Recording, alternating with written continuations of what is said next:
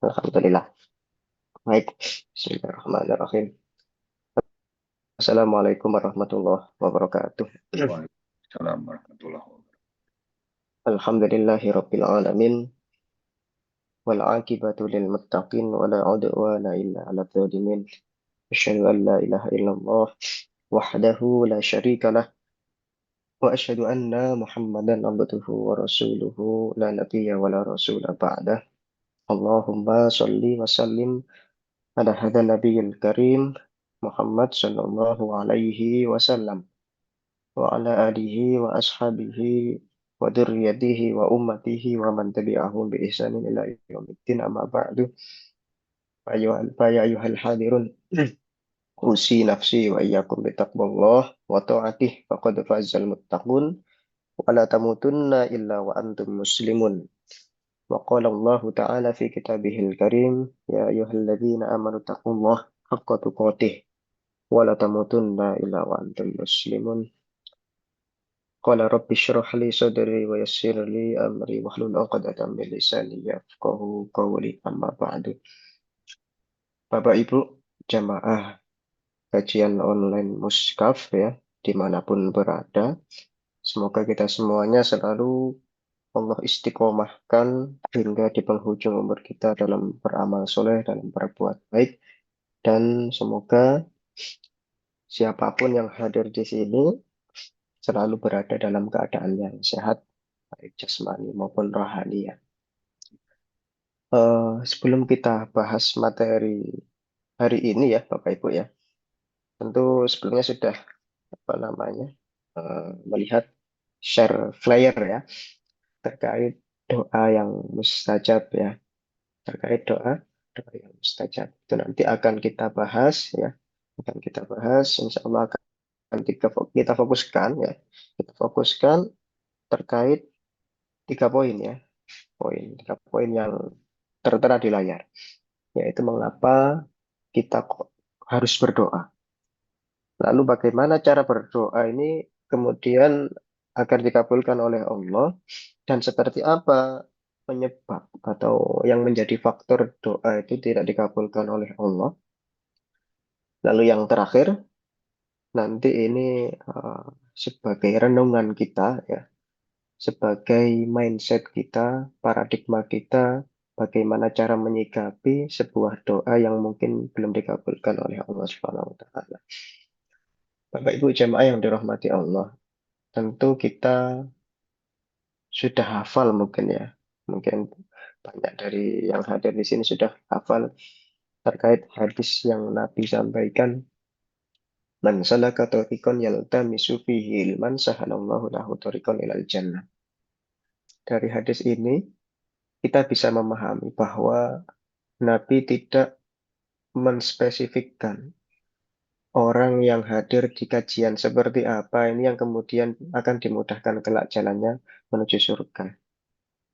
Mansalaka torikon, siapapun orang, baik laki-laki maupun perempuan, ya, yang menempuh atau yang sedang menuntut sebuah ilmu atau sedang belajar mengenai agama pada khususnya. Yaltamisu fihi ilman, menuntut ilmu, menuntut suatu ilmu, lagi belajar terkait ilmu, khususnya ilmu agama, maka kata Nabi, sahalallahu lahu tariqan ilal jannah. Maka kelak ya akan dimudahkan oleh Allah jalan menuju ke surga. Di situ tidak dicantumkan apakah orang yang dimudahkan itu orang yang duduk hadir di kajian offline atau bertatap muka. Tidak. Oleh sebab itu, semua ruang lingkup ya, baik dunia nyata maupun dunia maya. Nah, ketika orang itu berniat dengan ikhlas, berniat dengan baik untuk mengikuti sebuah apa namanya kajian atau menuntut ilmu seperti halnya saat ini, maka Nabi sampaikan sahallallahu lahu tariqan ilal jannah.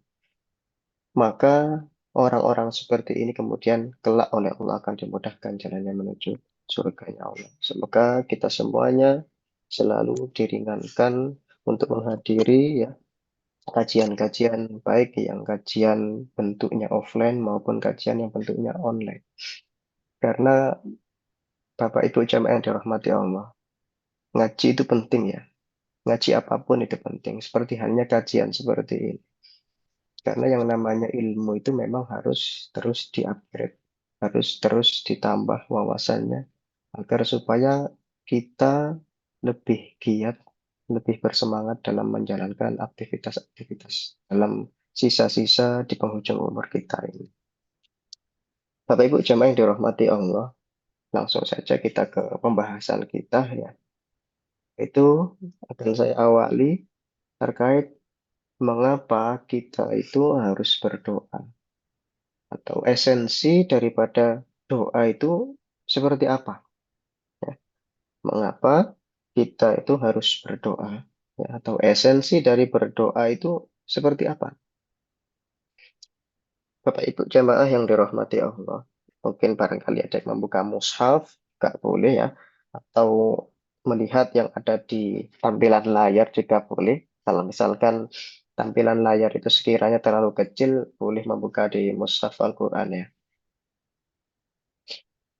Jadi, mengapa kita harus berdoa? Tentu sebelum seorang manusia itu diciptakan ya, ada sebuah komitmen atau perjanjian atau MOU dengan Allah. Ya.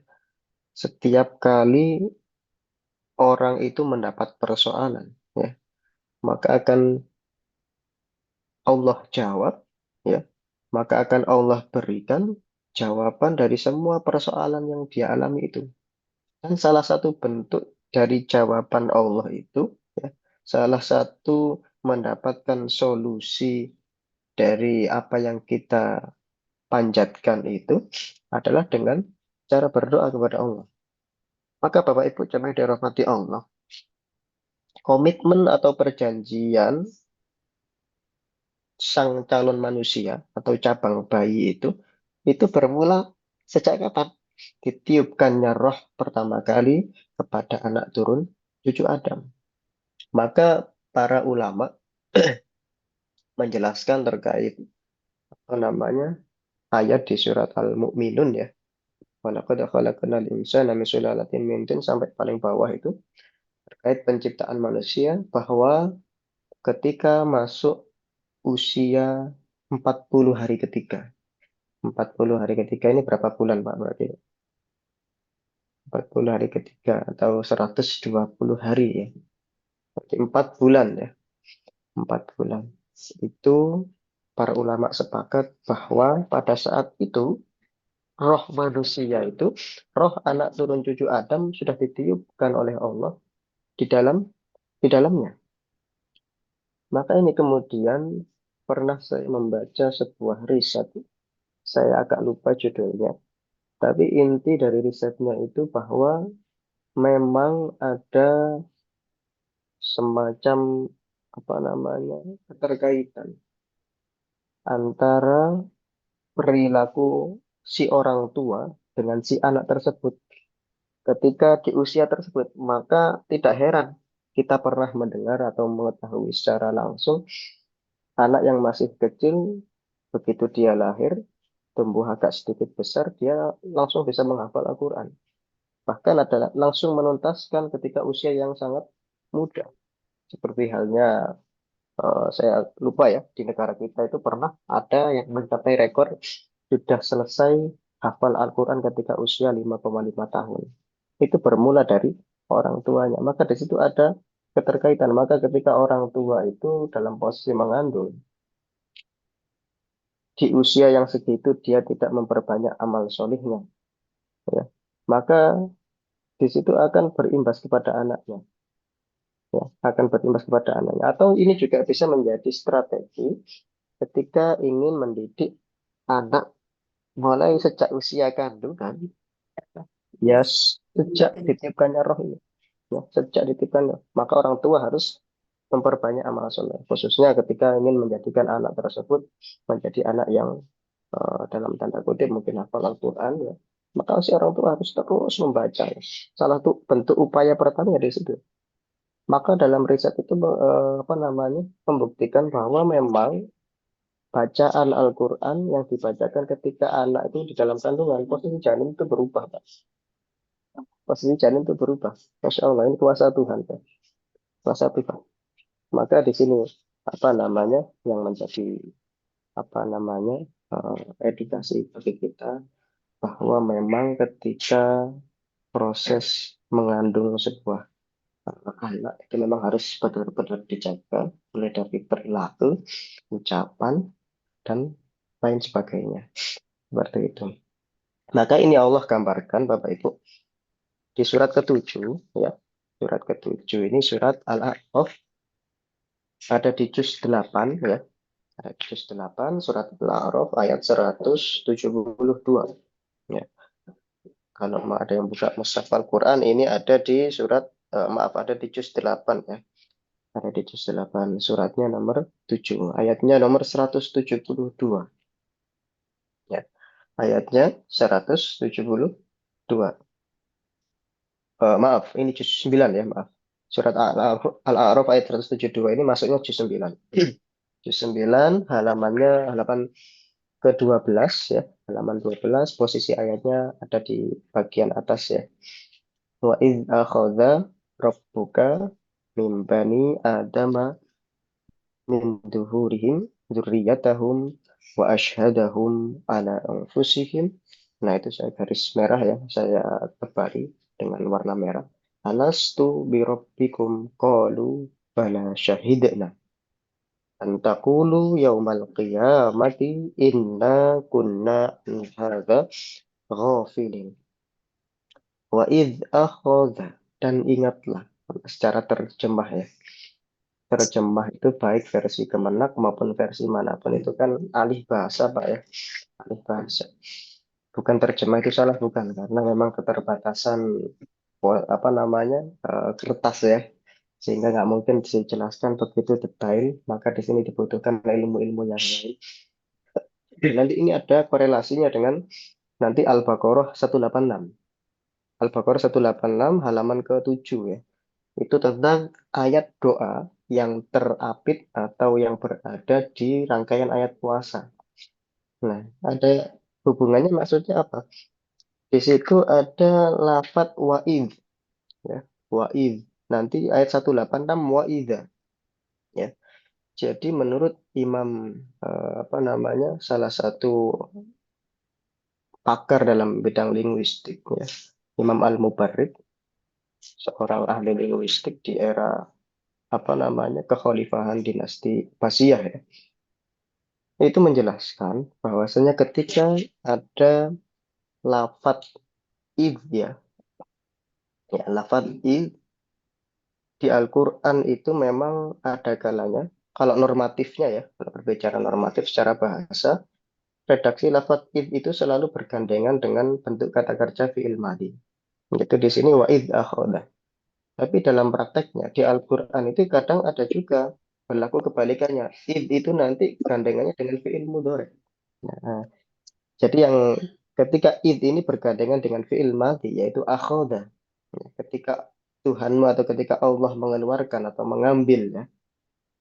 Nah, itu bentuk kata fi'il fi'il madhi. Fi'il madhi itu bentuk kata yang sudah lampau, sudah terjadi. Nah, maksudnya apa dari awal ayat ini? Berarti ingatlah di sini menunjukkan makna yang sudah berlalu ya. Yang kemudian kita disuruh untuk mengingat-ingat, ya, disuruh untuk mentadaburi, disuruh untuk mendalami. Atau kalau orang Jawa itu apa ya angan-angan itu lebih mengingat tapi apa namanya mengingat tapi bentuknya itu mengingat itu dengan cara mengumpulkan apa yang diingat lalu disampaikan ya dan ingatlah maka di sini kita sebagai audiens yang membaca Al-Quran itu disuruh untuk mengingat ya mengingat-ingat mengingat-ingat ini maksudnya yang sudah terjadi ketika Allah itu mengeluarkan dari sulbi atau tulang belakang anak cucu Adam dari keturunan mereka min dzurriyyatihim wa asyhadahum ala anfusihim.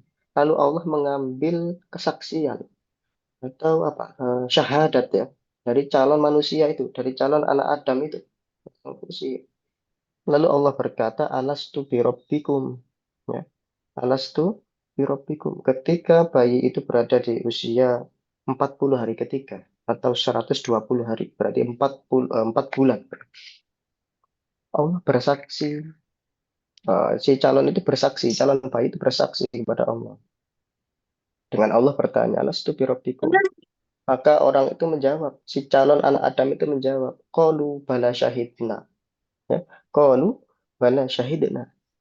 Betul ya Tuhan kami, betul ya Allah, Engkau itu adalah Tuhan kami dan kami itu bersaksi. Kata Allah, antakulu yaumal qiyamati inna kunna an hadza ghafilin. Kata Allah, kami lakukan yang demikian itu agar kemudian ketika hari kiamat, kamu sekali-kali tidak akan mengatakan sesungguhnya itu kami lengah terkait ini. Maka di ayat berikutnya, Bapak Ibu jamaah yang dirahmati Allah, ayat 173, ya, lanjutannya ya, juz 9 ya, halaman 12. Maka di ayat berikutnya itu digambarkan, dilanjutkan ya. Au taqulu innama asyraka abauna min qabl wa kunna dzurriyyatan min ba'dihim afatuhlikuna bima fa'alal mubtilun. Atau juga agar kamu tidak mengatakan ketika di hari kiamat kelak innama asyraka abauna min qabl. Sesungguhnya nenek moyang kami, bapak ibu kami dan ke atasnya itu sudah mempersekutukan Tuhan ya, tidak beragama tahu sejak dulu sudah lama ya dari bapaknya bapak ya, nah, bapaknya lagi, dari keturunan-keturunannya dulu sudah mempersekutukan Tuhan, tidak mau mengikuti agama yang hanif, ya, agama yang lurus sejak dulu. Fakunna dzurriyyatan min ba'dihim, sedangkan kami itu adalah dzurriyyah-dzurriyyah atau keturunan-keturunan yang datang setelah orang tua kami. Nah, inilah kemudian yang apa namanya menjadi alasannya orang-orang musyrik. Afatuhlikuna bima fa'alal mubtilun. Apakah engkau itu tetap akan membinasakan kami? Apakah engkau ini ya Allah akan tetap menyiksa kami? Apakah engkau ini akan tetap memasukkan kami dalam neraka? Bima fa'alal mubtilun. Karena perbuatan orang-orang dahulu, bapak ibu kami yang sesat. Jadi bapak ibu jamaah yang dirahmati Allah. Berkaitan dengan ayat 173 ini, orang-orang musyrik mengatakan bahwa nenek moyang mereka dulu ya sudah menyekutukan Tuhan. Ya. Dari sejak dulu, dari kakeknya kakek mungkin ya, sampai ke atas itu sudah mempersekutukan Tuhan. Sedang mereka ini, ya, mereka yang generasi berikutnya ini tidak tahu bahwa mempersekutukan Tuhan, bahwa tidak mengikuti agama yang tauhid itu salah. Ya. Sedangkan mereka beranggapan tidak ada jalan lain bagi mereka, ya, karena mereka itu sejatinya hanya meniru, mengikuti, ya, mengikuti nenek moyang mereka. Ya, sehingga mereka tidak patut disiksa, tidak patut dimasukkan ke neraka, tidak patut untuk diazab karena itu adalah kesalahan nenek moyang mereka, bukan kesalahan mereka sendiri. Maka Bapak Ibu jamaah yang dirahmati Allah, ketika kita melihat di dalam salah satu tafsir yang cukup familiar di telinga kita ya, yaitu dalam tafsir Ibnu Katsir. Insya Allah tafsir Ibnu Katsir ini sudah ada apa namanya versi terjemahnya ya. Ini mungkin bisa Bapak Ibu akses ya untuk membantu mendalami apa namanya eh, ayat yang dimaksud di dalam Al-Quran. Jadi ketika menjelaskan terkait ayat ini dalam tafsirnya Ibnu Katsir itu mengutip banyak hadis ya, mengutip banyak hadis salah satunya hadis riwayatnya Imam Muslim. Ya. Hadis riwayatnya Imam Muslim, riwayat dari sahabat Abu Hurairah. Jadi hadis ini atau ayat ini juga menjadi landasan ya, juga menjadi landasan bahwasanya setiap anak yang terlahir ya, setiap anak yang terlahir itu pasti ya, itu sejatinya pasti berada dalam keadaan yang fitrah. Maka misalkan ya, mohon maaf ketika ada seseorang ya yang kecelakaan kerja ya, maksudnya itu apa namanya melakukan perbuatan yang dilarang oleh agama, bahkan termasuk perbuatan yang sangat dibenci oleh Allah, yaitu perbuatan zina, lalu kemudian melahirkan seorang anak, sejatinya nggak ada anak haram. Ya, sejatinya tidak ada anak haram. Meskipun itu terjadi dari perbuatan yang haram. Sejatinya tidak ada anak yang haram. Maka di dalam hadis ini dijelaskan bahwa Nabi Shallallahu Alaihi Wasallam bersabda, "Ma min mauludin illa yuladu alal fitrah." Dalam riwayat lain, kullu mauludin yuladu alal fitrah. Jadi seorang bayi yang dilahirkan di dunia ini, di muka bumi ini, ma min mauludin illa yuladu alal fitrah. Melainkan atau kecuali bayi tersebut lahir dalam keadaan suci atau fitrah.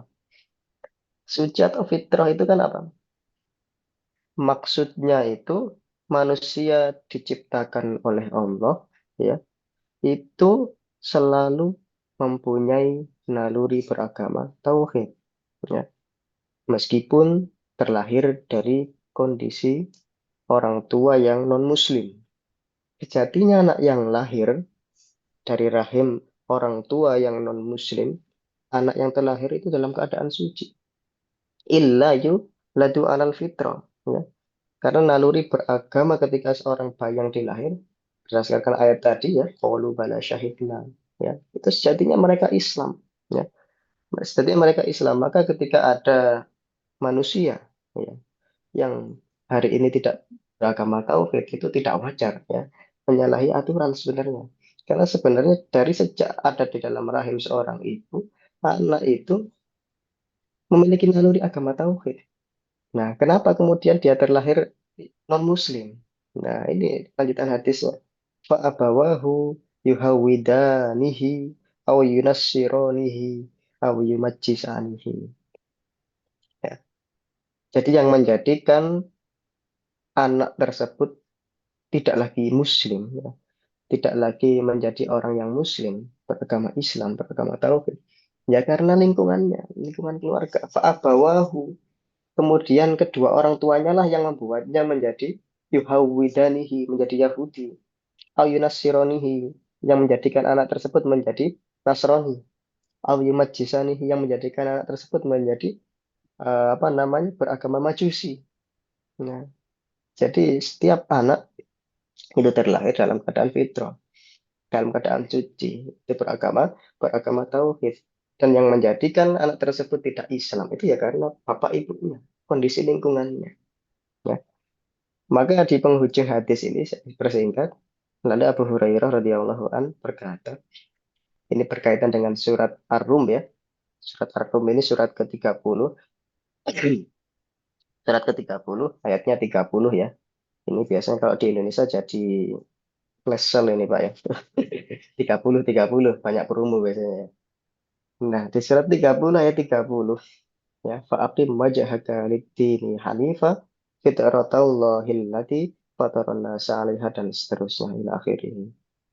Fa'aqim wajhaka lid-dini hanifa. Maka hadapkanlah wajhaka, wajahmu itu lid-dini hanifa, kepada agama yang hanif, agama yang lurus.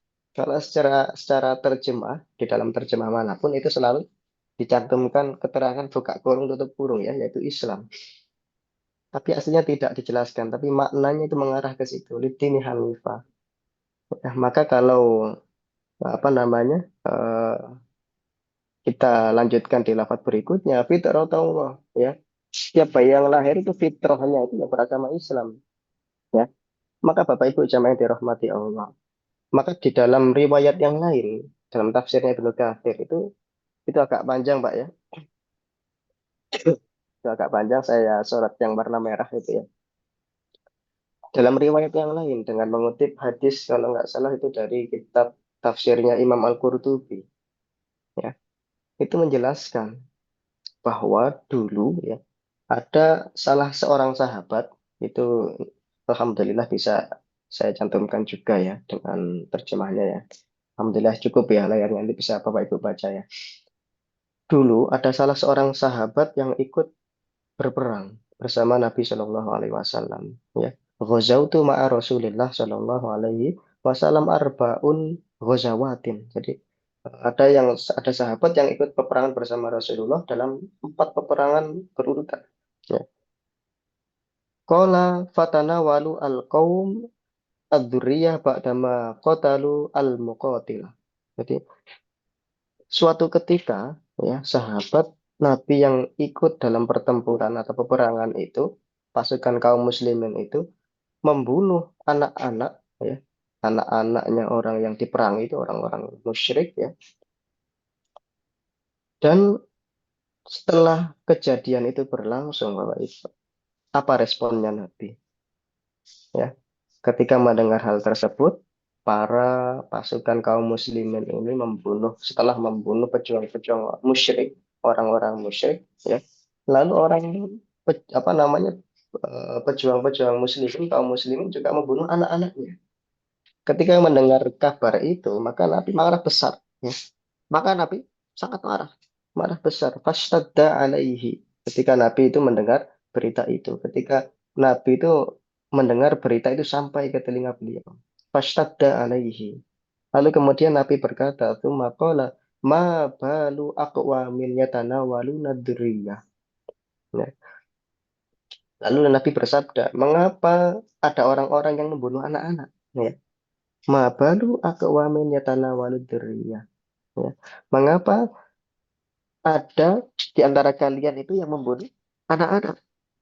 Maka salah seorang laki-laki atau sahabat itu berkata kepada Nabi, "Ya Rasulullah, qala rajulun ya Rasulullah, wahai Nabi, wahai Rasulullah, alaisu abna'il musyrikin." Ya, memang secara logika seperti itu ya. Alaisu abna'il musyrikin. Sesungguhnya ya kata apa namanya? Kata seorang laki-laki atau sahabat yang membunuh anak-anak dari pejuang musyrikin itu berkata, "Alaisu abna'il musyrikin." Bukankah ya, bukankah mereka itu adalah anak-anaknya orang-orang musyrik Nabi? Ya. Alaisu abna'il musyrikin. Maka apa yang dikatakan Nabi? Inna khiyarakum abna'ul musyrikin. Ya.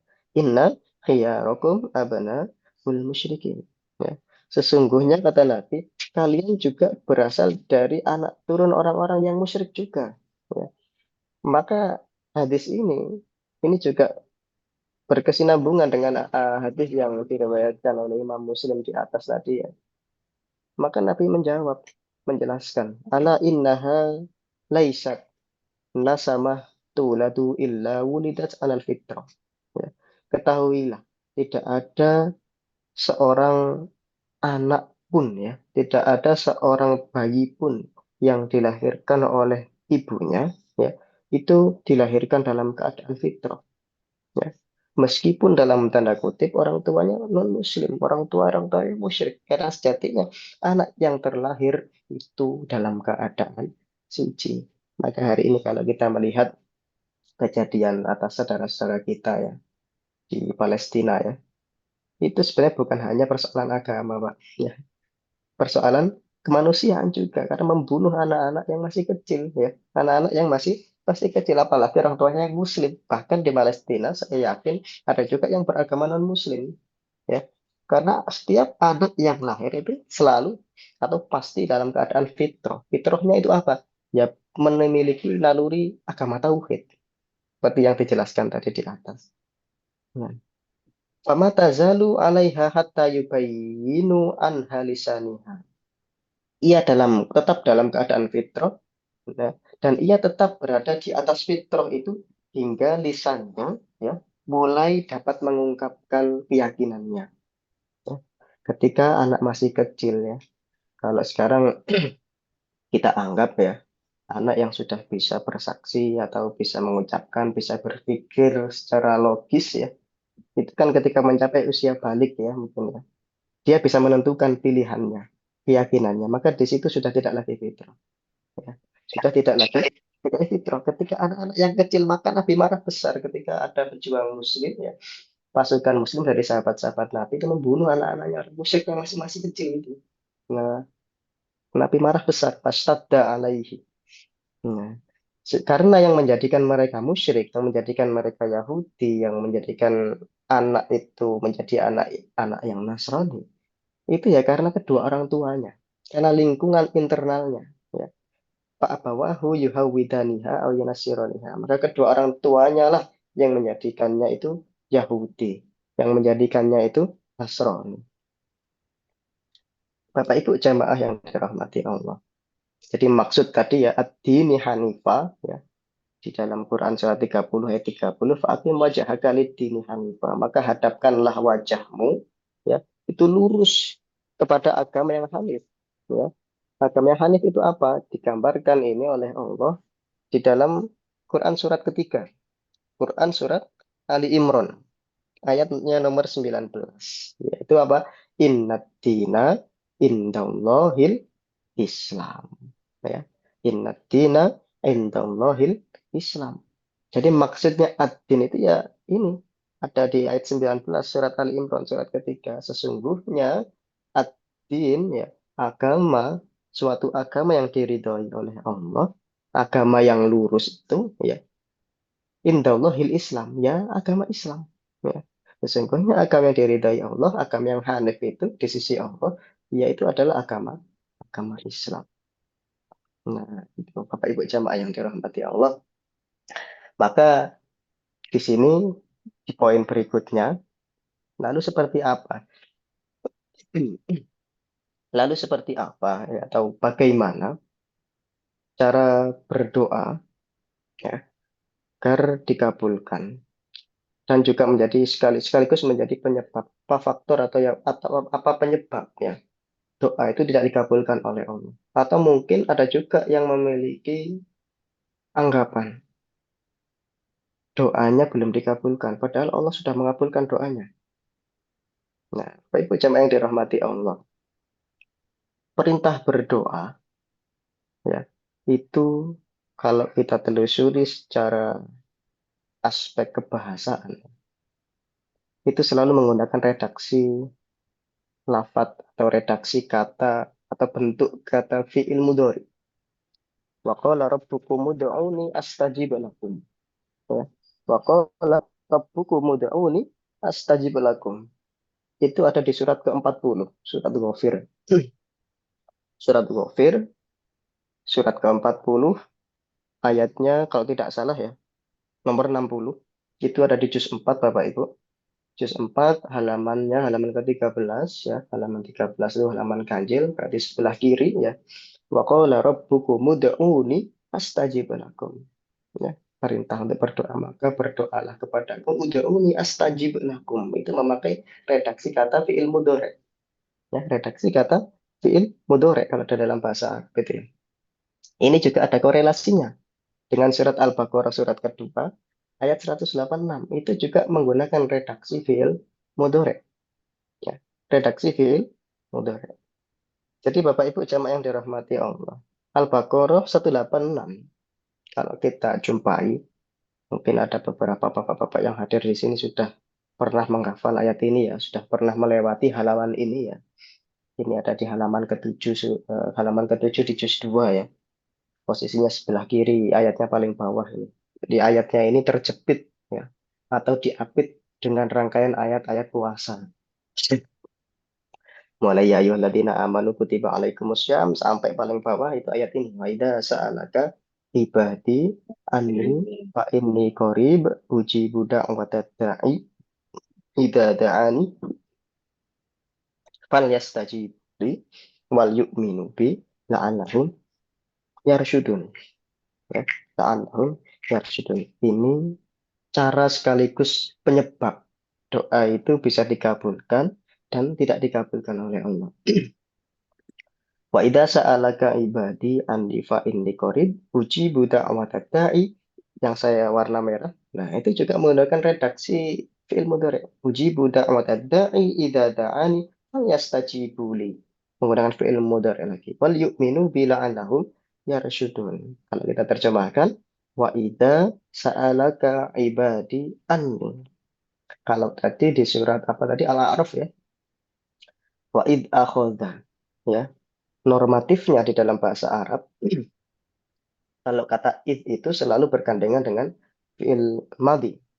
Tapi kalau ida itu selalu bergandengan dengan fi'il mudhari. Tapi di sini di Al-Baqarah 186 Bapak Ibu jamaah yang dirahmati Allah. Ada lafaz idza, tapi itu gandengannya bukan dengan fi'il mudhari, tapi fi'il madhi. Bukan wa idza yas'alunaka, tapi wa idza sa'alaka. Menggunakan bentuk kata yang lampau. Ya. Sehingga di sini memiliki makna bahwasanya ini memiliki makna yang akan datang. Ya. Maksudnya memiliki makna yang akan datang itu seperti ini. Wa idza sa'alaka ibadi. Mungkin secara terjemah itu memang dan apabila hamba-hambaku bertanya kepadamu Muhammad tentang aku. Wa idza itu ketika digandengkan, idza ya lafaz idza ketika bergandengan dengan apa namanya? Bentuk kata fi'il madhi ya, harusnya kan dengan fi'il mudhari ya. Ini berarti menurut Imam Al-Mujarid ya, ulama ahli linguistik ya, yang di eranya tadi Khalifah Abbasiyah itu mengatakan bahwasanya ketika ada kaidah seperti ini maka bentuknya itu selalu hadir baik saat itu terjadi, yang akan datang atau yang hari ke depannya.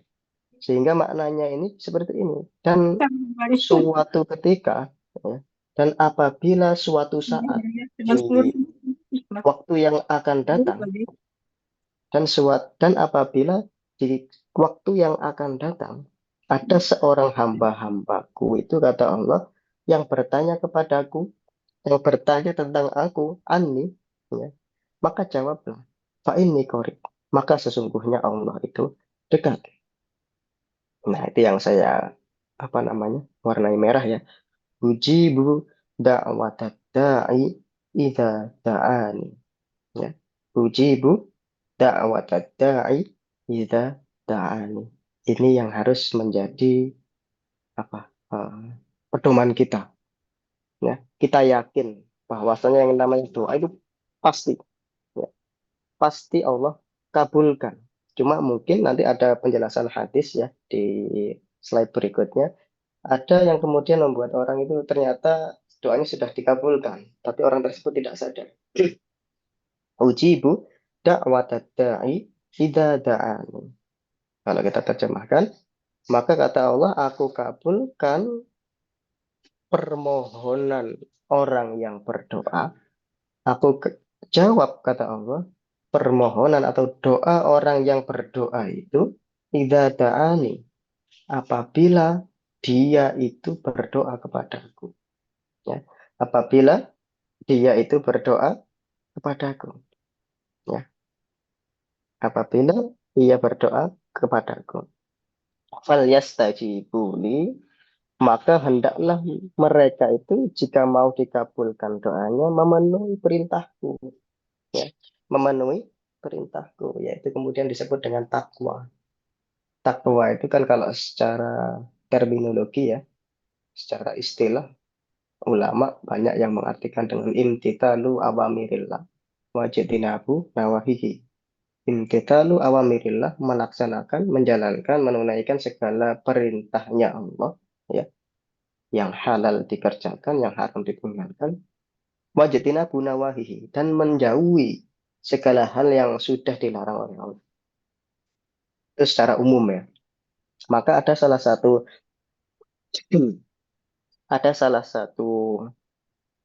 kisah yang apa namanya eh, begitu dalam maknanya ya, antara Khalifah Umar bin Khattab dengan sahabat Ubay bin Ka'ab. Waktu itu ya, sahabat Umar bin Khattab ini bertanya kepada sahabat Ubay bin Ka'ab, wahai Ubay, ya Ubay, apa itu takwa? Mahuwal takwa? Apa takwa itu?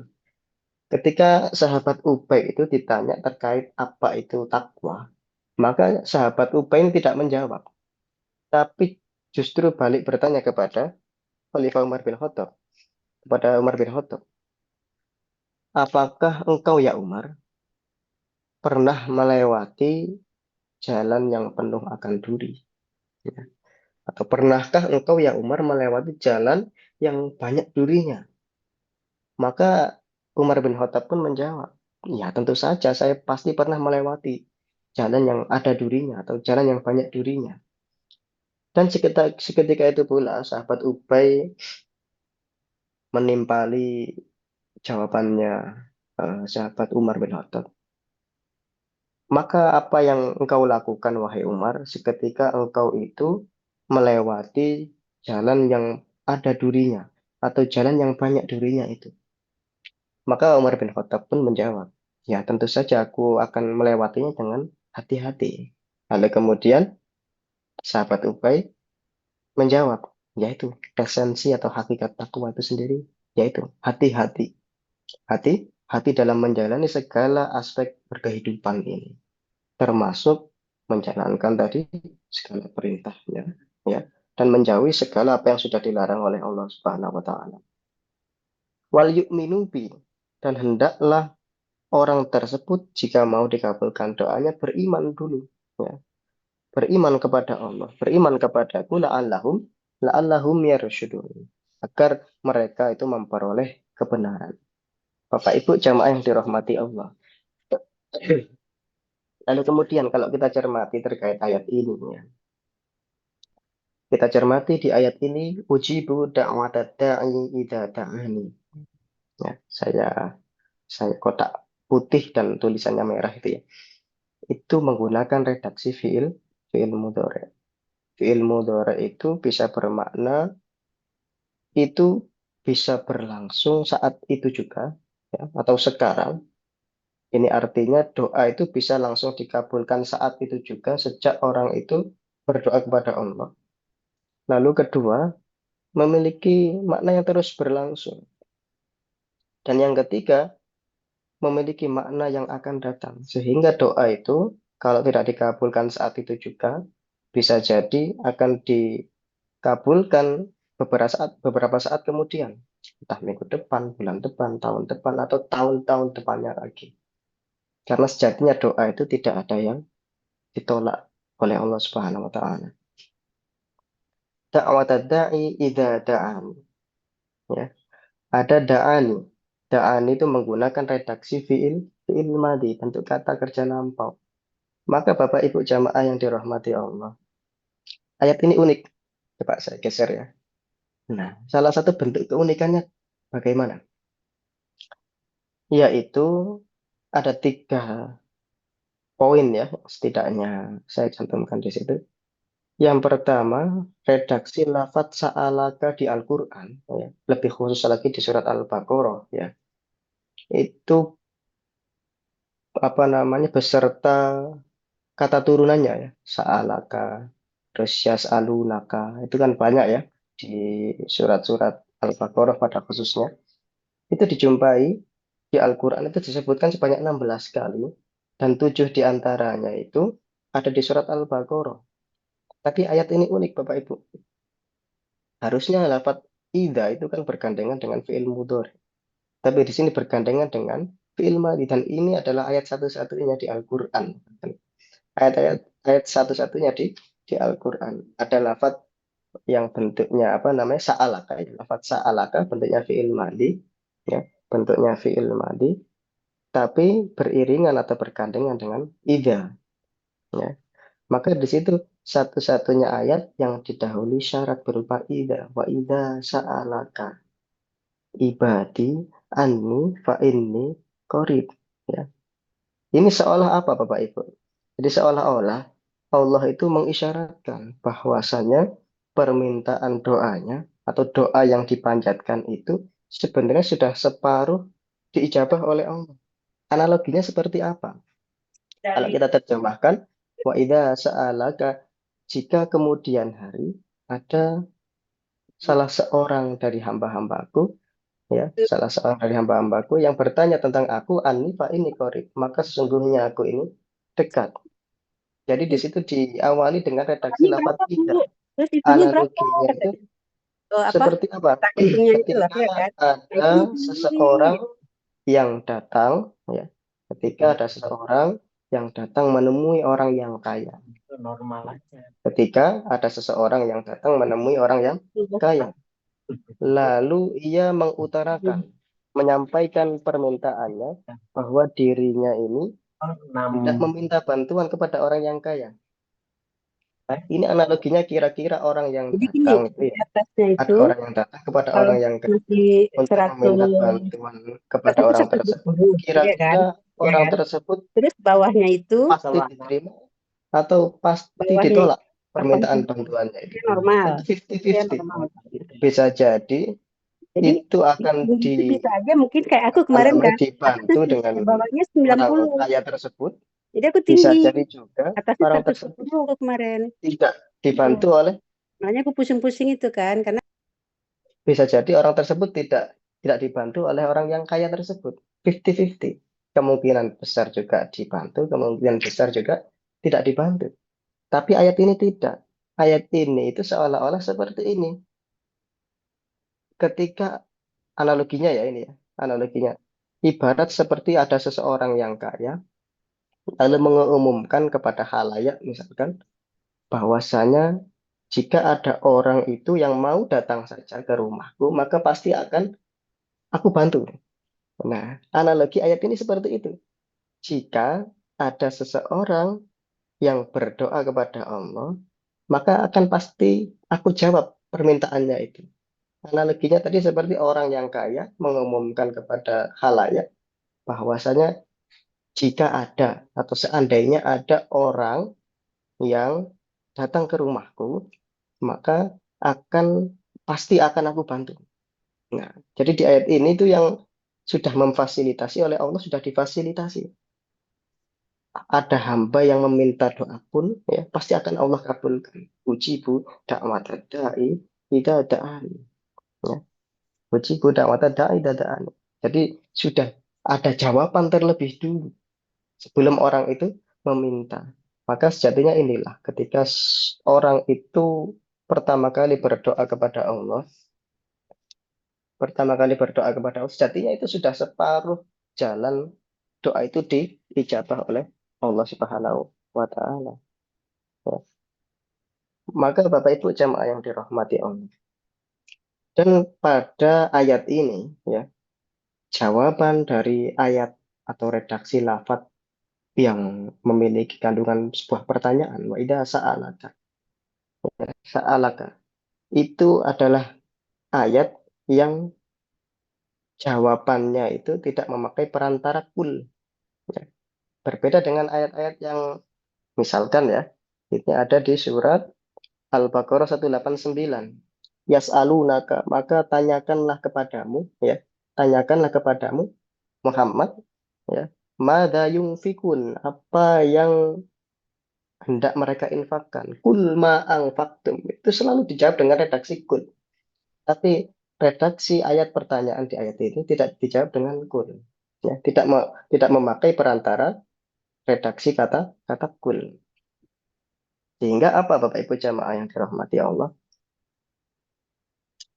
Ini artinya seolah-olah mengisyaratkan kepada kita sebagai audiens yang membaca Al-Quran itu atau orang yang berdoa kepada Allah itu bahwa kehadiran Allah itu, kehadiran Tuhan itu begitu sangat dekat. Pak ini qarib. Dan begitu cepat Allah itu mengabulkan doa-doa yang dipanjatkan oleh hambanya. Hanya saja mungkin ada beberapa orang yang ketika berdoa itu, ini doaku kok belum dikabulkan. Ya. Ini doaku kok belum dikabulkan, belum dijawab, belum diijabah oleh Allah. Padahal oleh Allah sebenarnya sudah dijawab. Nanti dalam bentuk apa? Nanti akan kita bahas di slide berikutnya. Maka tadi ya ini tadi yang kita bahas tadi ya, wa idza sa'alaka. Kata idza itu digunakan untuk menunjukkan waktu yang akan datang ya dan biasanya itu beriringan dengan fi'il mudhari. Tapi pada ayat ini tidak ya. Pada ayat ini bergandengan dengan fi'il madhi. Tadi yang saya jelaskan tadi ya. Maka oleh Imam Al-Mubarrid berkata, ulama ahli linguistik, jika ada lafadz idza yang bersambung atau bergandengan dengan fi'il madhi, maka makna atau maksud ayat tersebut adalah makna yang akan datang. Sehingga kalau kita terjemahkan, jika kemudian hari ada seorang dari hamba-hambaku itu yang bertanya tentang aku yang Muhammad, Pak ini korib, maka sesungguhnya aku ini dekat. Ya, aku ini, aku ini dekat. Maka Bapak Ibu jamaah yang dirahmati Allah. Nah, ketika ada sebuah pernyataan ya, kegagalan adalah keberhasilan yang tertunda. saya lebih senang ketika itu diganti dengan kegagalan adalah jalan berjuang menuju keberhasilan. Karena sejatinya doa yang dipanjatkan itu tidak ada doa yang gagal, tidak ada doa yang tidak dikabulkan. Tetapi itu adalah menjadi jalan, salah satu jalan akan dikabulkan doa tersebut. Ya. Kegagalan atau tidak dikabulkannya sebuah doa itu mengarah kepada apa namanya keberhasilan atau diijabah doa tersebut. Maka terkait dengan Al-Baqarah 186 itu Bapak Ibu jamaah yang dirahmati Allah. Ya, di dalam tafsirnya Ibnu Katsir yang mengutip hadisnya dari riwayat Imam Ahmad yang kemudian ini dinilai sahih oleh Imam Al-Albani rahimahullah taala bahwasanya bentuk pengabulan doa itu ada tiga wujud. Bentuk pengabulan atau bentuk dikabulkannya sebuah doa yang kita panjatkan itu dikabulkan oleh Allah dalam tiga bentuk, ya. Dalam tiga bentuk. Ini ada di hadisnya Imam Ahmad bahwasanya Nabi Shallallahu Alaihi Wasallam, nah, ini diriwayatkan oleh Abu Sa'id Al Khudri radhiyallahu anhu, Nabi Shallallahu Alaihi Wasallam, Nabi bersabda, "Qala min muslimin yad'u ma min muslimin yad'u tidaklah seorang muslim itu ketika berdoa atau memanjatkan doa kepada Allah bida'watin laisa fiha ismun wala qati'atun rahim, melainkan apa yang di dalam selama di dalam doanya itu tidak ada unsur dosa. Misalkan, ya Allah, moga-moga orang tersebut cepat mati ya karena sebelumnya dengan orang tersebut dan memutus silaturahim. Kata Nabi, illa a'tahu biha ihda salatin. Ya. Allah itu akan mengabulkan doa, ya, dalam tiga bentuk. Ini yang perlu kita garis bawahi bersama Bapak Ibu. Kadang-kadang ini yang menjadi apa namanya eh, apa ya pengingat buat kita ya, reminder buat kita. Makanya di lanjutan hadisnya nanti akan disampaikan juga ya, disampaikan juga terkait dengan masalah ini. Allah akan mengabulkan doa seorang hamba itu dalam tiga bentuk. Ini artinya apa? Doa itu pasti dikabulkan oleh Allah. Yang pertama, imma antu ajala lahu da'watu. Ini relevan dengan redaksi kata yang dipakai oleh Allah. Menggunakan redaksi fi'il mudhari. Ya. Sejatinya doa itu ya akan terus. Bisa jadi hari itu juga dikabulkan, bulan depan, depannya lagi, atau tahun depan. Atau nanti ketika di akhirat. Ada kalanya doa itu langsung dikabulkan seketika itu, ketika orang tersebut berdoa kepada langsung dikabulkan ya. Imma antu ajala lahu da'watuh. Ada kalanya segera dikabulkan doanya. Lalu ada juga yang kedua, wa imma ayat dakhiroha lahu fil akhirah.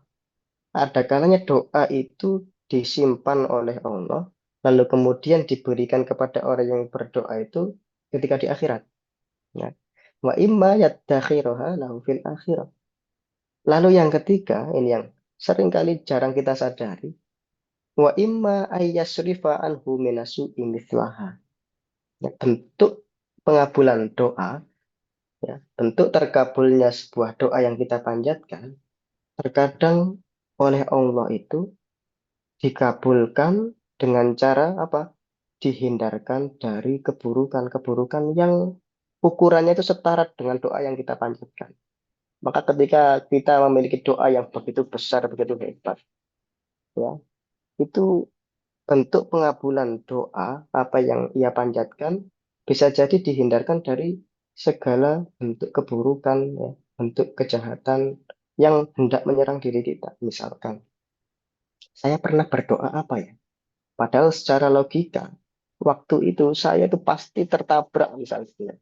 Saya itu pasti tertabrak kereta misalkan. Tapi qadarullah, Allah menyelamatkan dengan hanya waktu mungkin 1 detik, 2 detik. Kita tidak jadi tertabrak oleh kereta itu misalkan. Itu bisa jadi ketika kita berdoa dengan sesuatu doa yang cukup besar ya. Lalu Allah mengabulkan, Allah jawab dengan cara apa? Diganti dengan dihindarkan dari apa yang namanya keburukan itu, dihindarkan dari keburukan atau apa namanya ketidakbaikan yang semisal. Nah, ini kadang-kadang yang sering tidak kita sadari. Oh, ternyata doaku itu sudah dikabulkan, tapi caranya berbeda. Lalu nanti bagaimana cara menyikapi ketika Allah sudah kita berdoa seperti A ya misalkan, tapi Allah mengabulkan seperti B, yaitu apa? Diganti dengan keburukan yang semisal. Nanti di akhir akan kita bahas bagaimana cara kita menyikapi hal demikian.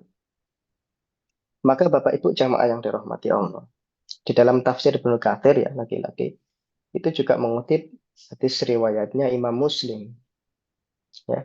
Hadis riwayatnya Imam Imam Muslim. Maqala Muslimun aidan ya.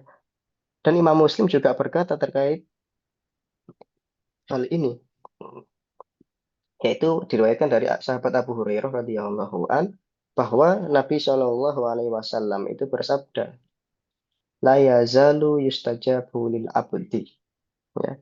Doanya seorang hamba yang berdoa kepadaku ya, kepada Allah itu akan senantiasa dikabulkan oleh Allah.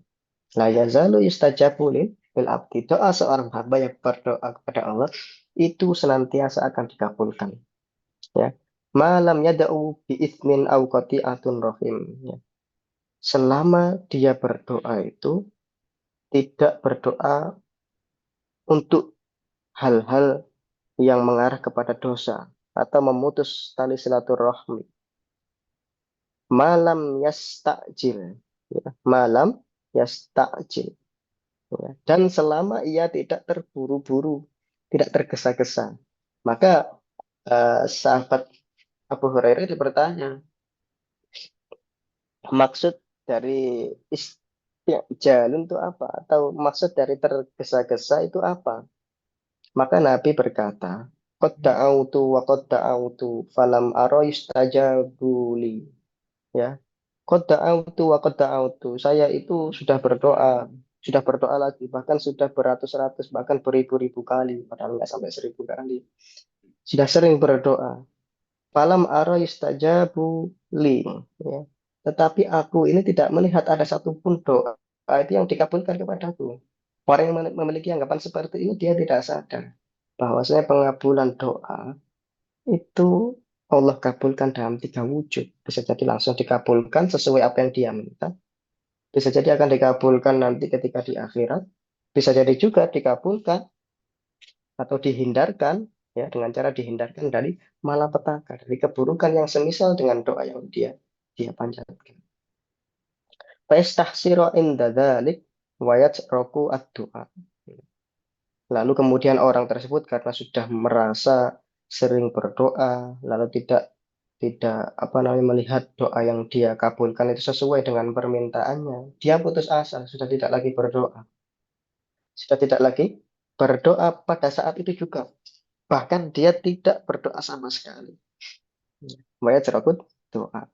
Maka ada sebuah pepatah ya, ada gium ya, doa tanpa usaha ya. Doa tanpa usaha, doa tok tanpa usaha ya, doa saja tanpa usaha itu adalah mimpi ya. Kita berdoa ya dengan tekun tapi tidak mau berusaha, tidak mau berusaha. Misalkan saya kok ingin naik haji ya, tapi tidak ada usaha untuk mengarah ke sana. Hanya berdoa saja ya, tidak ada usaha. Itu ibarat mimpi ya. Begitu juga sebaliknya. Usaha tanpa doa itu sombong. Ya, dia merasa tidak butuh, bahwasanya dia itu mampu di dunia ini tanpa harus berdoa kepada Allah. Bapak Ibu jamaah yang dirahmati Allah. Sebagai akhir dari poin pembahasan kita, lalu bagaimana cara menyikapi ya? Bagaimana cara menyikapi atas doa yang sudah kita panjatkan tapi belum juga Allah kabulkan. Misalkan kita berdoa belum dikabulkan saat itu juga. Kita juga tidak tahu apa yang kita panjatkan itu akan dikabulkan ketika di akhirat. Dan kita rasa-rasa juga mungkin kita itu sudah berdoa, tapi kok apa namanya malapetaka itu atau keburukan itu masih datang kepada kita. Nah, bagaimana cara menyikapi? Maka Bapak Ibu jamaah yang dirahmati Allah. Ini kita mengutip di juz 3 ya, Al-Baqarah, surat kedua, ayat 269. Jadi hikmah itu ya maksudnya hikmah itu mungkin ini berbeda dengan konsep yang ada di Al-Quran ya. Kalau di keseharian kita itu kan hikmah itu datang setelah musibah. Misalkan ketika berangkat ke masjid, pakai sendal yang baru dibeli, pulang pakai sendal yang berbeda. Ya, nah, nggak apa-apa, itu pasti ada hikmahnya. Jika seperti itu. Jadi maksud hikmah dari ayat ini, Al-Baqarah 269, ada di juz 3 ya. Yu'til hikmata man yasha, wa may yu'tal hikmata faqad utiya khairan katsira, wa may yadzakkaru illa ulul albab. Orang yang mendapatkan hikmah, yu'til hikmata man yasha. Allah itu akan menganugerahkan hikmah atau pelajaran itu kepada siapapun yang Allah kehendaki. Wa may yu'til hikmata, dan barang siapa yang dianugerahi oleh Allah itu sebuah hikmah, faqad utiya khairan katsira. Maka sungguh dia itu apa? Sudah dianugerahi kebaikan yang banyak. Wa may yadzakkaru illa ulul albab. Dan tidak ada yang dapat mengambil pelajaran darinya kecuali ulul albab. Nanti akan digambarkan ulul albab itu seperti apa orangnya. Maka Bapak Ibu jamaah yang dirahmati Allah. Jadi maksud al-hikmah, al hikmah, dia itu mampu memposisikan doa yang sudah dia panjatkan, ya, mampu memposisikan doa yang sudah dipanjatkan dan cara menyikapinya secara spiritual. Dia yakin bahwasanya bentuk pengabulan doa itu memang ada kalanya dikabulkan saat itu, ada kalanya dikabulkan ketika nanti di akhirat, ada kalanya dikabulkan dengan cara dihindarkan dari malapetaka atau keburukan yang semisal dengan doa yang kita panjatkan. Mampu menyikapinya secara spiritual. Ya. Lalu maksud dari khairan katsira itu apa?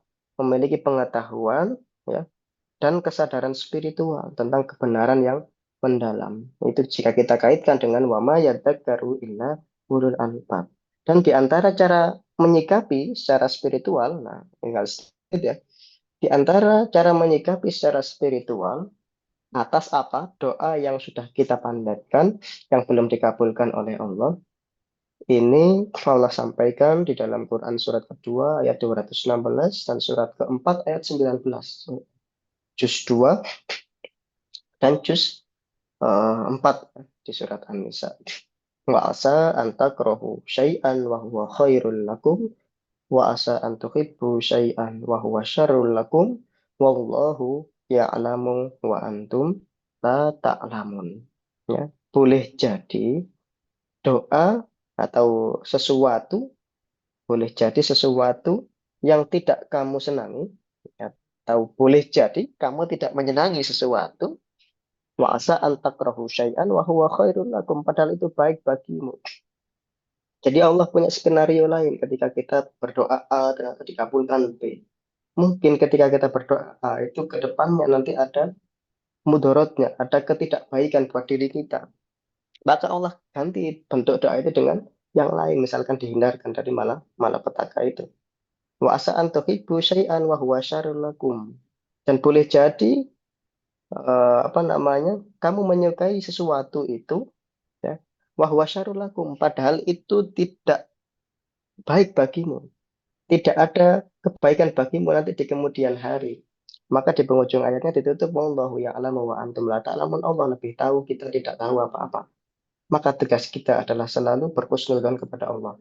Selalu berhusnudzon atas takdir Allah. Ketika kita sudah berusaha, maka urusan hasil itu kita pasrahkan kepada Allah. Maka di An-Nisa ya, An-Nisa surat keempat ayat 19 itu juga sama, fa in karihtumuhunna fa asa an takrahu syai'an wa yaj'alallahu fihi khairan katsira. Boleh jadi kamu tidak menyukai atas sesuatu itu, padahal di dalamnya itu Allah sudah menjadikan kebaikan yang begitu banyak kepada kepada kita. Nah, jadi sekilas saja ya. Siapa ulul albab itu? Nah, itu jawabannya ada di Quran surat Ali Imran ayat 191 sampai dengan 192, yaitu orang yang selalu ingat. Jadi doa itu juga disebut dzikir Bapak Ibu. Alladzina yadhkurunallah, orang yang selalu ingat kepada Allah, orang yang selalu berdoa kepada Allah, baik dalam kondisi apapun, kondisi kiaman, kondisi berdiri, waqu'udan, kondisi duduk, wa'ala junubihim, atau dalam kondisi yang berbaring ketika sakit pun, wa yatafakkaruna fi khalqis samawati wal ard, dan memikirkan tentang penciptaan langit dan bumi. Karena sejatinya doa yang kita panjatkan itu tidak sia-sia. Rabbana ma khalaqta hadzal batila subhanaka faqina adzabannar. Keterangan tentang mengenai siapa ulul albab itu. Baik, itu mungkin Bapak Ibu jemaah yang dirahmati Allah, barangkali demikian yang bisa disampaikan ya, tidak terasa ya. Iya, saya tidak terasa. Saya yang terasa ya. Baik, Alhamdulillah. Barangkali demikian yang bisa disampaikan. Yang lebihnya mohon maaf, barangkali ada yang bertanya, dipersilahkan. Ya, baik teman-teman semua, barangkali ada yang mau bertanya, disilakan. Tanya Pak Her. Oh, silakan Pak Arif, yuk monggo. Assalamualaikum Ustaz. Waalaikumsalam. Wah, ketemu Pak Arif lagi nih ya. Masya Allah. Sehat Ustaz. Barakallahu fiik. Alhamdulillah. Ustaz, 2 pertanyaan simpel. Kapan kita tuh kalau berdoa angkat tangan dan tidak harus angkat tangan? Yang tentu saja sesuai contoh Rasulullah. Yang kedua, kapan doa itu kita harus bertawasul atau tidak perlu tawasul langsung? Coba yang kedua tadi diulang lagi, Pak Arif. Kapan doa itu bertawasul dan tidak perlu tawasul gitu. Tawasulnya kemana sih? Yang Tawasul itu maksudnya seperti apa? yang seharusnya. dimaksud Pak Arif. Kadang-kadang kalau saya lihat kan ada yang ke wali-wali. Kapan doa itu harus bertawasul? Atau fenomena itu di sebelah itu kan? Iya. Ya. Kalau sepengetahuan saya tawasul kepada nama-nama gitu Ustaz ya. Nah, tapi kan kalau di fenomena yang sekarang ini yang saya lihat itu kan sampai ke makam-makam wali-wali, tadinya wali Songo, mungkin walinya tambah berapa lagi gitu Ustaz. Itu aja udah. Baik. Itu aja Iya, Ustaz. saya jawab ya. Terima kasih. Oke, baik. Saya jawab Bapak Ibu ya. Terima kasih Pak Arif. Dulu itu ada, saya agak kurang ingat ini. Sepertinya kalau tidak Imam Muslim ya Imam At-Tirmidzi ya, saya agak lupa hadisnya hadis sahih. Dan keduanya ini hadis sahih. Jadi ceritanya seperti ini. Dulu itu memang ya ada masyarakat saat itu ya. Masyarakat saat itu ya tentunya masyarakat yang masyarakat orang-orang musyrik yang hidup bersama Nabi. Itu cara berdoa dengan cara menyembah kepada sesepuh mereka, mendatangi kuburan-kuburan atau makam-makam sesepuh di antara mereka.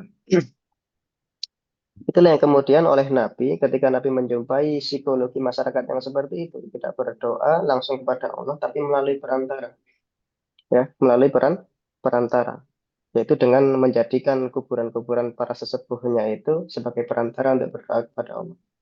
Maka dari situ Nabi mengharamkan praktek untuk mendatangi kuburan dengan cara yang seperti itu ya, dalam tanda kutip, dengan cara yang seperti itu. Tapi kemudian ketika kondisi psikologi masyarakatnya sudah membaik, maka Nabi fazuruha, maka kunjungilah, maka silahkanlah mengunjungi kuburan itu dengan tujuan untuk mengingat kita kematian, sehingga bisa kita tarik sebuah kesimpulan yang singkat bahwasanya ketika kita juga tidak tahu ya apakah orang tersebut itu meminta ya. Kadang-kadang fenomena yang terjadi itu kan meminta kepada si ahli kubur ya, meminta kepada si ahli kubur ya, dengan alasan untuk memperoleh dengan alasan berdoa melalui perantara orang-orang yang makam-makam ulama atau wali tersebut. Sehingga kalau kita tarik ya kembali lagi ke fenomena zaman dulu. Ketika itu masyarakat menjadikan kuburan para sesepuh mereka, ya, para orang-orang besar mereka, dan meminta berdoa kepada orang tersebut, bukan langsung kepada kepada Allah. Ya. Maka ini yang harus kita koreksi ya. Kita harus koreksi. Maka sebenarnya nggak masalah selama kita itu tidak meminta ya, tidak meminta kepada orang yang berada di alam kubur itu. Yang menjadi persoalan kan di situ. Orang tidak meminta langsung kepada Allah atau meminta kepada si ahli kubur tersebut yang dianggapkan makam keramat ya, atau apa namanya, sesepuh dari sesepuh mereka. Maka itu ada dua hadis yang sebenarnya sama-sama sahih ya, sama-sama bisa dipertanggungjawabkan terkait tentang apa namanya, eh, ini dalam tanda kutip kondisi mengunjungi ziarah-ziarah itu ya. Memang diperbolehkan, tapi ketika kondisi psikologi orang itu kembali lagi ke masa dulu, nah itu harus hati-hati, harus hati-hati.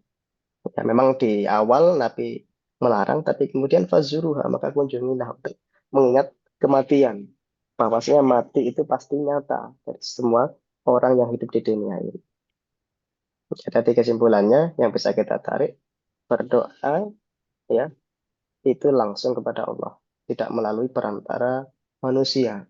Maksudnya tidak melalui perantara manusia itu tidak kita meminta kepada doa yang orang yang makamnya orang alim ya, makamnya wali, kita tidak minta doa kepada mereka, tapi meminta doa kepada Allah.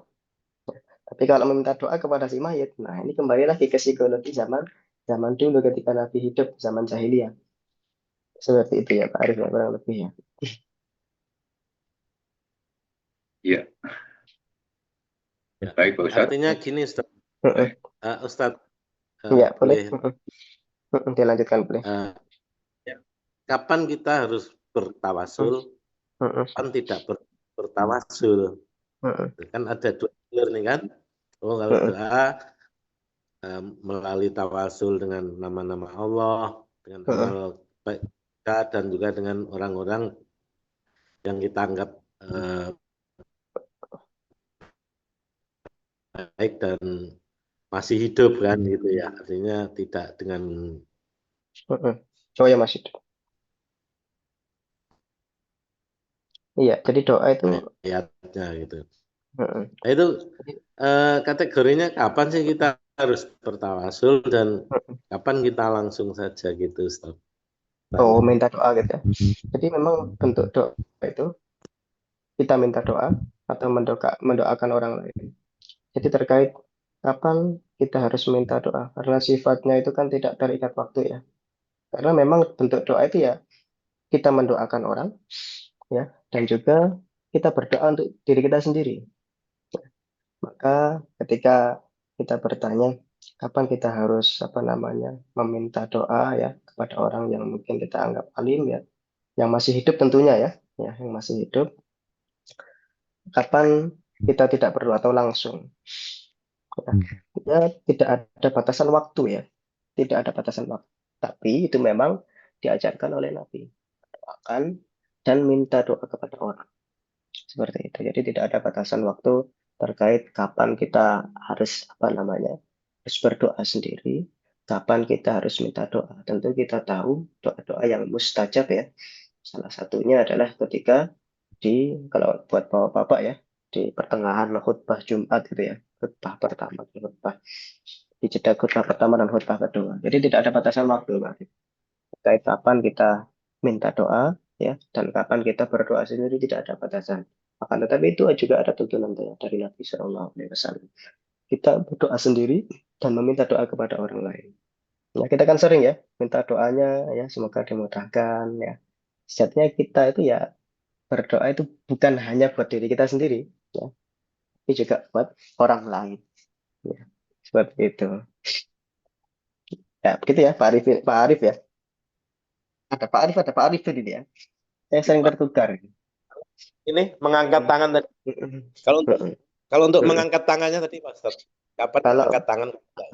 Kalau terkait mengangkat tangan kalau ketika mengangkat tangan, saya juga belum apa namanya menjumpai secara lebih jauh ya. Secara menjumpai lebih jauh, apakah harus mengangkat tangan? Apakah tidak perlu ya mengangkat tangan? Ya, belum menjumpai apa namanya terkait itu secara lebih jauh ya.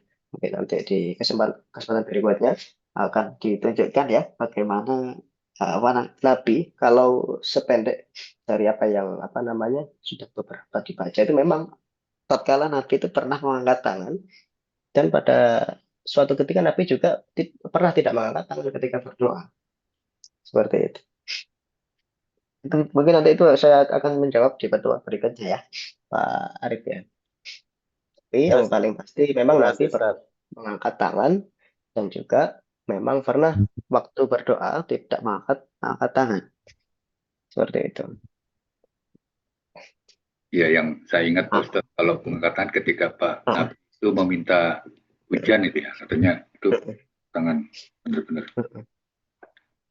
Pak Ustadz, memang ada kesempatan. Ya, boleh. begini, Hmm, doa ini kan ada yang doa untuk sendiri-sendiri, untuk orang lain, dan orang yang sudah meninggal. Em, kalau kita kan tidak bisa mengecek ya, terutama kalau doa untuk orang yang sudah meninggal, dikabulkan atau tidak gitu. Terus misalnya Allahumma firlahu warhamhu atau firlaha dan sebagainya. Demikian juga kalau kita berdoa untuk orang lain. Bagaimana kaidah doa? Atau kalau kita berdoa kepada orang lain, kita kan juga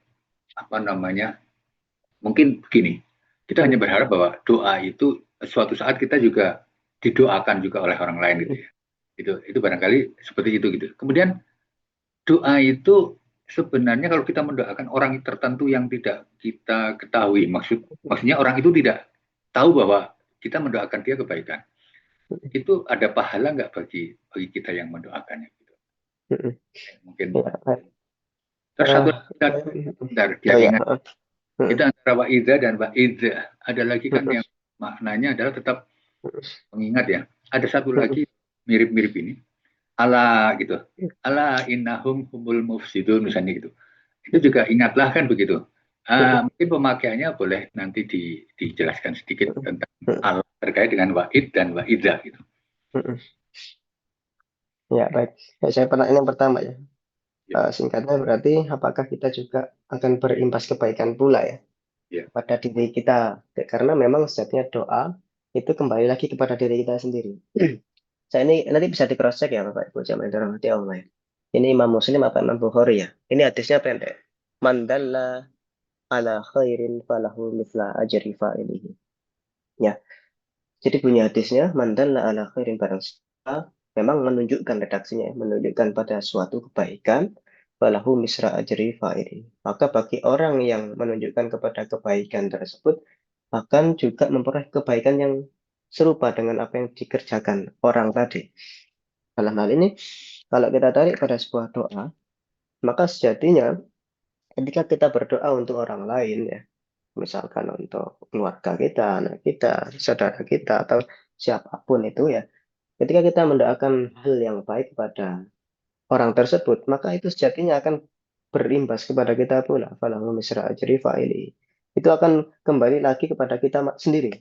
Makanya ketika kita berdoa, ya makanya kan ada orang yang bilang doa itu yang baik-baik ya, yang baik-baik, jangan doa yang buruk-buruk karena itu bisa maka sejatinya doa yang buruk itu ya kembali lagi ke kita sendiri masing-masing, di antara kita yang mendoakan kejelekan ya kembali lagi kejelekan itu kepada orang yang mendoakan. Falahu misra ajri fa'ilihi. Maka ini juga kalau sedikit keluar dari pertanyaan, ini juga menjadi bentuk jariah ya, bentuk jariah ketika orang itu mengarahkan sesuatu pada kebaikan ya, pada mandalla ala khairin, maka itu akan menjadi amal jariah pula. Kalau misal ajri fa'alihi, meskipun orang tersebut sudah meninggal.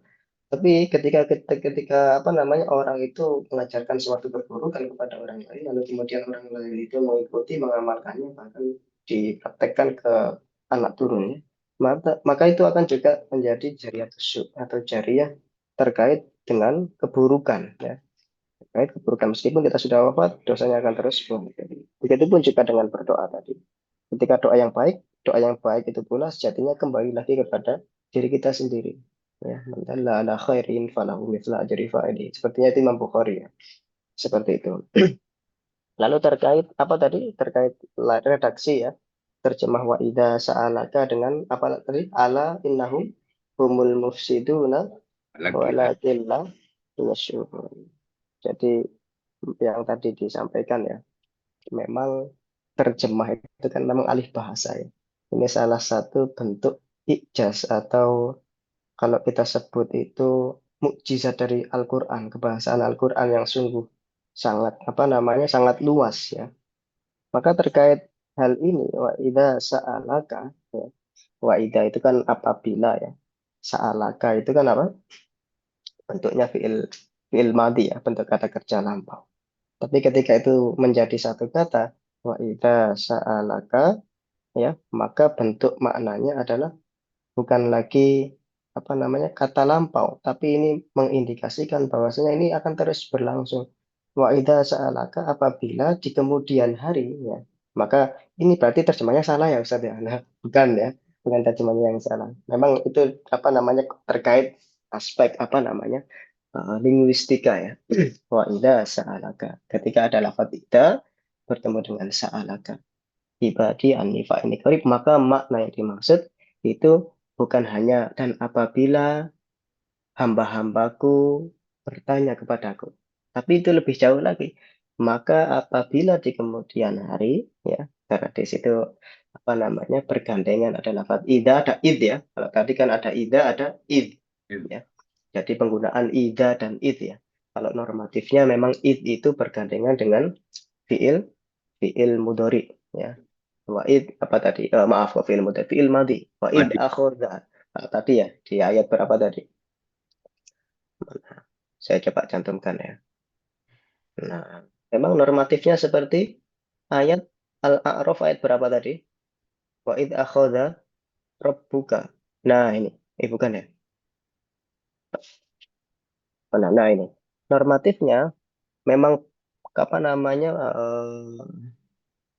ketentuan umumnya ya itu lafadz id itu normatifnya pakai akhoda pakai fiil madi ya pakai fiil madi sedangkan waida itu pakai fiil mudhari seperti tadi waida harusnya yas'alunaka ya kalau waid berarti sudah betul waid akhoda tapi prakteknya di dalam Al-Quran kadang itu berlaku terbalik juga kadang itu waida yang harusnya dengan fiil madi waida sa'alaka harusnya waida yas'alunaka tapi lebih pakai sa'alaka ya maka maknanya waida sa'alaka itu maknanya yang akan datang maksudnya jika di kemudian hari ada seseorang yang berdoa kepada Allah kalau yang ini sudah betul normatifnya memang seperti itu wa id akhadha rabbuka maka dan ingatlah ya dan ingatlah tapi terkait ala innahum humul mufsiduna walakin la yashurun tadi ya Pak akhirnya Ya, ya.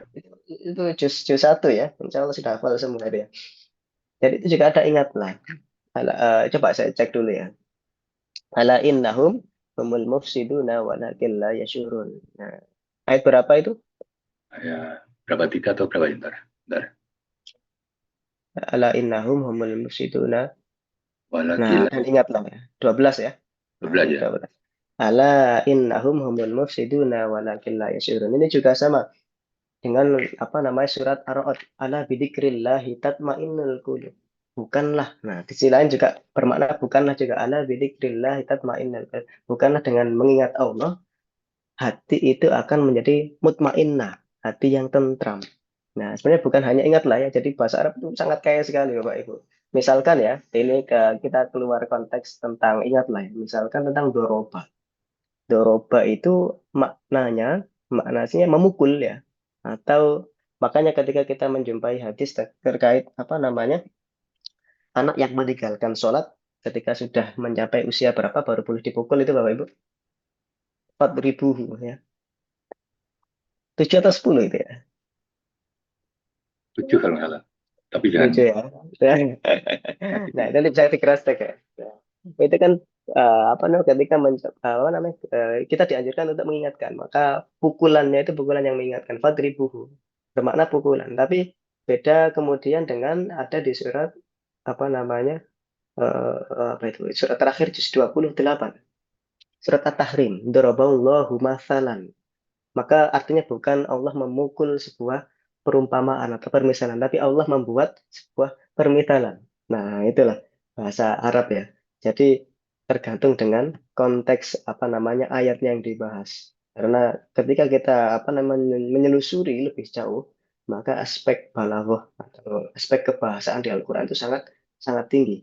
Ala innahum humul mufsiduna walakin la yashurun ala bidzikrillah tatmainnul qulub. Itu juga ada di surat Ar-Ra'd ya. Alladzina tatmainnu qulubuhum bidzikrillah ala bidzikrillah tatmainnul qulub. Tapi di situ tidak dimaknai dengan ingatlah. Nah, tapi bukanlah dengan mengingat Allah hati itu menjadi. Ya, itu sama-sama kalau diterjemah memang ingatlah ya. Maka kalau di terjemah yang tadi wa id akhadha itu ingatkanlah tidak diterus ingatlah itu maksudnya tidak dikeluarkan dari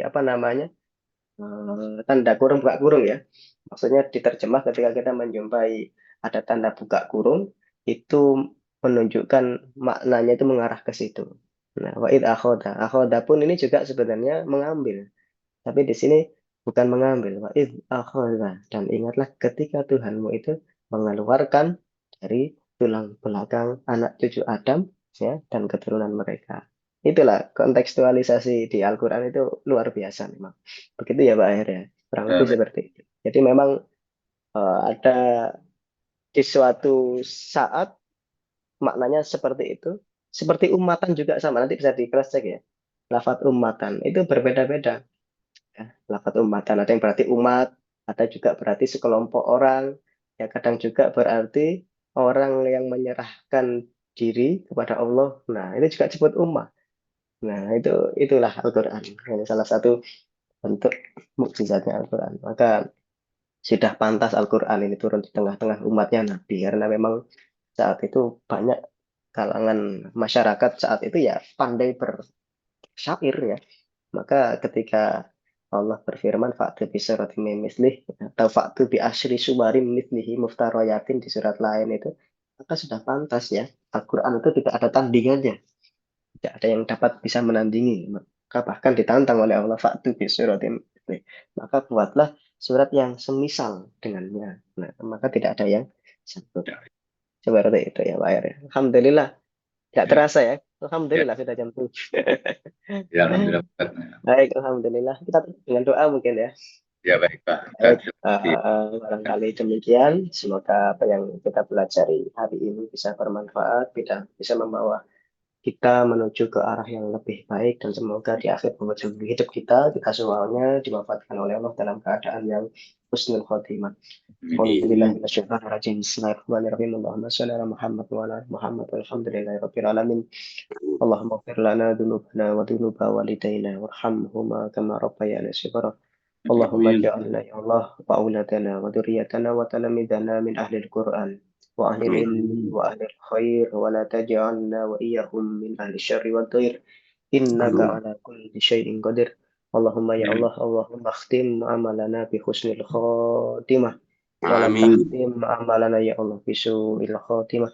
Allahumma inna nas'aluka al-huda wat tuqa wal afafa wal ghina. Rabbana zalamna ya Allah Rabbana zalamna anfusana ya Allah wa illam taghfir lana wa tarhamna lanakunanna minal khasirin. Rabbi hab li minas shalihin. Rabbana hab lana min azwajina wa dhurriyyatina qurrata a'yun waj'alna lil muttaqina imama. Rabbi auzi'ni an ashkura ni'mataka allati an'amta alayya wa ala walidayya wa an a'mala shalihan tardah wa aslih li fi dzurriyyati inni tubtu ilaika wa inni minal muslimin. Amin. Rabbana atina fid dunya hasanah wa fil akhirati hasanah wa qina adzabannar. Rabbana taqabbal minna innaka antas sami'ud du'a. Walhamdulillahirabbil alamin. Amin. Ya, terima kasih Bapak, Ibu-ibu. Silahkan melanjutkan aktivitasnya masing-masing. Semoga ya semuanya sehat semua, Pak ya. Amin. Amin ya Allah. Mungkin saja kita tutup majelis kita hari ini dengan bacaan hamdalah dan kafaratul majelis. Alhamdulillahirabbil alamin. Subhanakallahumma wa bihamdika asyhadu an la ilaha illa anta nastaghfiruka wa atubu ilaik. Terima kasih Bapak semuanya, Ibu-ibu ya. Silakan dilanjut aktivitasnya. Assalamualaikum warahmatullahi wabarakatuh. Waalaikumsalam.